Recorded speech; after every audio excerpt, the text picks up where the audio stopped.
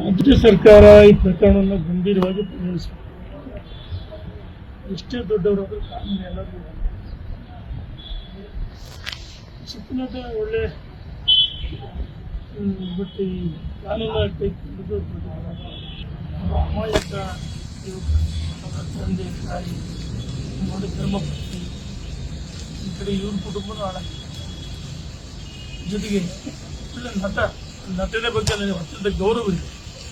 ಅದರ ನಡವಳಿಕೆಗಳು ಎಲ್ಲರಿಗೂ ಇಡೀ ಮಾನವ ಸಮಾಜ ಎಲ್ಲ ತೆಗೆಸಬೇಕಾಗಿದೆ. ಸರ್ಕಾರ ಗಂಭೀರ ಪರಿಗಣಿಸಿದೆ. ಇನ್ನು ಬಗ್ಗೆ ತನಿಖೆ ಎಲ್ಲ ಹಕ್ಕುಗಳಿದೆ.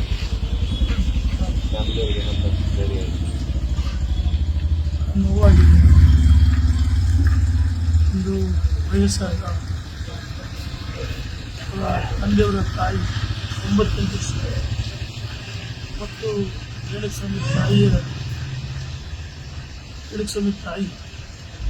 88 ವರ್ಷ.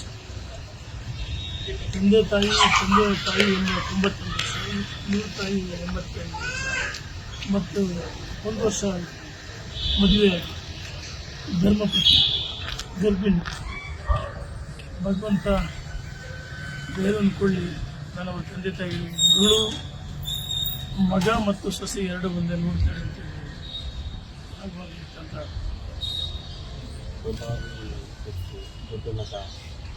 ನೋಡಿ. ಇಲ್ಲಿ ಎಷ್ಟೇ ದೊಡ್ಡವರು ಅದರ ಕಾನೂನು ಎಲ್ಲರಿಗೂ ಬಂದಿದೆ.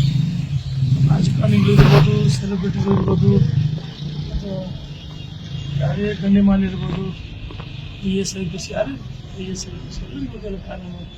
ಇಲ್ಲಿ ಪ್ರಭಾವಿ ನಾಯಕರು, ನಟರು ಯಾರು ಎಲ್ಲರಿಗೂ ಒಂದೇ ಕಾನೂನು. ಈ ಮಾನವ ಸಮಾಜ ಎಲ್ಲ ತಿಳಿಸ್ಬೇಕು.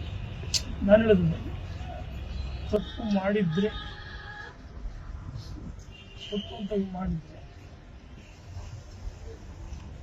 ಅದನ್ನು ಕಳಿಸಿ 2 ಕಪಾಲ ಕೊಡಿದ್ರೆ ಏನಾಗ್ತದೆ? ಅಥವಾ ಬುದ್ಧಿವಾದ ಹೇಳ್ಬೋದು. ಭಾಳಷ್ಟು ಕಿವಿಗಳಿದೆ. ಪಾಪ ಅಮಾಯಕ ಒಬ್ಬರೇ ಮಗ ಮತ್ತು ಪೊಲೀಸ್ ಠಾಣೆ ದೂರ ಕೊಡಬಾರ್ದಲ್ಲ. ಅದರ ಬದಲ ಕಾನೂನು ನ್ಯಾಯ ಕೈ ತೆಗೆದುಕೊಳ್ಬೇಕಾಯ್ತು. ಒಳ್ಳೆಯದಾಗುತ್ತೆ. ಯಾರೇ ಮಾಡಿರ್ತಾರೆ. ಪ್ರಭಾವಿ ಸಚಿವರುಗಳಿಂದೆಲ್ಲ ಫೋನ್ ಎಲ್ಲ ಮಾಡಿಸಿದ್ರೆ ಕೇಸ್ ಕೈ ಬಿಡಲಿಕ್ಕೆ ಒಂದು ಯಾರೇ ಪ್ರಭಾವಿ ಸಚಿವರು, ಯಾರು ರಾಜಕಾರಣಿ ಅದೆಲ್ಲ ಹಸ್ತಕ್ಷೇಪ ಮಾಡಬಾರ್ದು. ಒಳ್ಳೆಯದು. ನಟನೆ ಬಗ್ಗೆ ನಮ್ಮೆಲ್ಲರೂ ಗೌರವ ಇದೆ.